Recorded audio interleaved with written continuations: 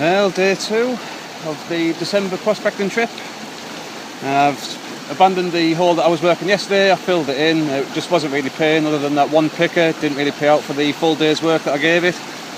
So I've chosen a new spot today. I've just finished off the first pan, first bucket, and it's just off the top layers of the area that I've chosen. But there's already 4 good sized colours there and a few more specks around them as well. So that's not bad, considering my bucket's only a 2.5 gallon bucket. It's not a full 5 gallon bucket. So we'll see how the day goes on, but at least it's an encouraging sign, considering this is just going to be the top layers that I was working through. I'll give them a rake through with the rake down there as well, just to get rid of a few more layers of the top overburden. But other than that, it's not a bad start, so we'll see how the day progresses. Well, that's bucket number 2 finished. A few more small pieces, one slightly bigger bit, just at the top there. There's a few specks around it and that as well, but not a lot. A slight increase in size, but the area that I'm working is actually quite a big area, so I'm concentrating on one side for this bucket. I'm going to move to the other side for the next bucket, see if that produces any other bigger bits, just so I know which side of the hole that I'm working that I'm actually going to proceed with and go down a bit deeper on. So we'll see. But that's it. Just brought my DIY sluice again with me today.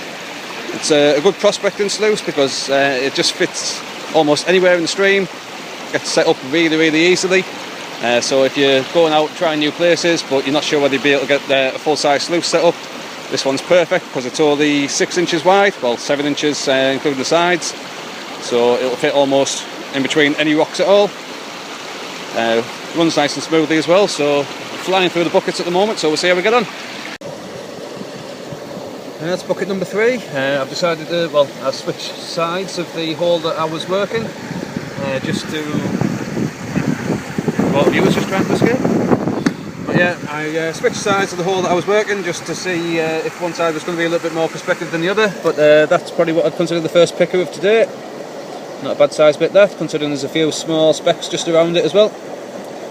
So I'll compare that to the size of the specks, and yeah, it's not too bad a bit.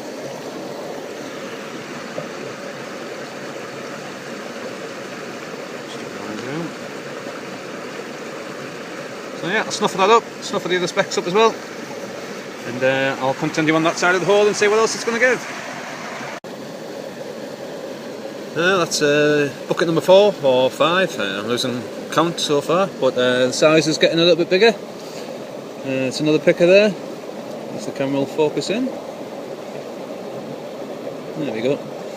Yeah, a few more small bits around it as well. So yeah, that's not too bad a size piece. So I'll snuff these up, continue for the day, and it looks as though I found a new spot for the next couple of days. So let's see how we go. Well, that's the last bucket of the day, last pan of the day. A few small specks, slightly bigger speck, or not a picker size compared to the other bits that I found earlier on. I haven't filmed all of my clean outs, the battery on my videos dying down, so I thought I'd just leave it until I finish for the day. I don't know whether I'm going to continue the same hole tomorrow or not. I don't know, it's going to have a few nice pickers, a few specks in each bucket, but still nothing compared to my last trip, so I don't know, I might give it a few more hours tomorrow, see how I get on.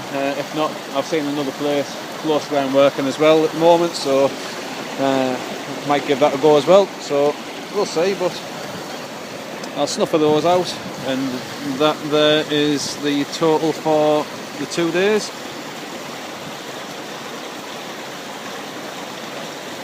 See a few nice pickers in there, and a few of the specks as well.